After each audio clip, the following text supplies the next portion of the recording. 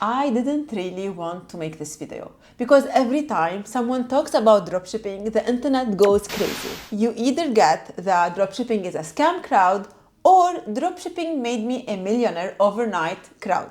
So where do I stand and why I don't work with dropshipping businesses, although I started with it myself? And what would I actually recommend you if you are considering starting with this model? In this video, I will answer all of these questions, and I promise you I will be super honest, maybe even sometimes harsh. But first, let's start with a story.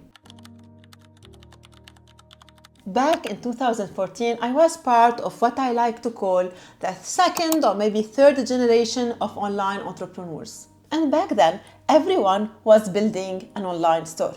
Well, yeah, I'm a bit old. Back then, everyone was building online stores and dropshipping was the thing. No inventory, no huge upfront investment. Just list a product, run some ads, and boom, you have an online business up and running. And I will be honest, I loved it. The idea that you could build a store with zero risk felt magical. And for a few years, I've even preached it. It felt like a dream coming true. Anyone can start a business from their laptop. But over time, something started to feel off.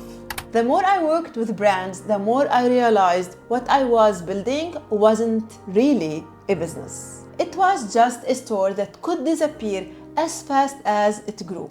And that's when I started shifting my mindset. Here is the thing. There is nothing wrong with dropshipping as a concept. The problem is how people actually see it. Most dropshippers chase trends and they sell low-quality, mass-produced products. They build stores, they last for a few months, they make some quick cash, and then they vanish. And that's totally fine if that's your goal. But for me, that's not satisfying anymore. I don't find joy in building fast-dying businesses or promoting mass-produced products that add no value. Because when you can't control logistics, quality, or the customer experience, you lose the most important thing any brand could have, and it is trust. And since most of the products dropshippers usually sell are easily available to everyone, you can't stop people from copying you because you're not offering anything unique. And I've seen this happen over and over again. Stores make quick money, then they get flooded with copies or bad reviews and refund requests. And a few months later, they are gone and replaced by the next trend. So the problem isn't dropshipping itself, it's the short-term thinking behind it. And please don't get me wrong. I've met some incredible founders who started with dropshipping and built real success out of it. They are there, they exist, and I must give them credits. And for some of them, even the basic dropshipping model, the simple store, the viral products, the Facebook ads, it actually worked. I think they were early to the game, they executed fast, and they learned how to turn the momentum into something bigger. And while it's not the kind of business I personally enjoy building, there are a few versions of dropshipping that I genuinely respect. Models that make sense on the long term and still align with real brand building.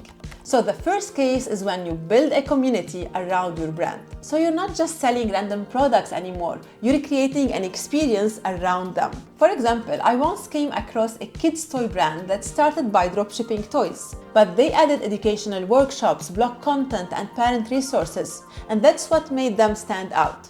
They had the same products everyone can access via AliExpress or Alibaba, but they offered a better, different experience. Second, you focus on quality and curation. One of my clients runs a beautiful concept store that curates high-quality handmade pieces from small creators around the world. Technically, it's dropshipping, but it is thoughtful because every product has a story, and she has selected every product personally. Every product has a purpose, and my client is providing a platform to list these products. Third, you use dropshipping as an extension, not as your foundation. So maybe you already have a brand and want to expand your catalog without adding inventory or taking too much risks. That's where you can use dropshipping. You can test complementary products, see what performs, and stay consistent with your brand's values. So with these three strategies, you can see that when it's done intentionally, dropshipping can absolutely fit into a long-term strategy. but it should never ever replace building a real brand. For me, e-commerce isn't about building quick wins. It's about building something that lasts. I believe in building brands that support dreams, help people, and make this world a bit better, one product at a time. And that's also why I tend to work with brands that share the same mindset. Brands that care about what they are putting into the world. Whether it is organic products, clean formulas, sustainable packaging, or simply a genuine purpose behind what they sell. And I don't only work with those brands, but these are the type of businesses I naturally gravitate towards. The ones that create real impact, not just add more noise. And honestly, I don't get excited about selling mass-produced products that end up in landfills a month later.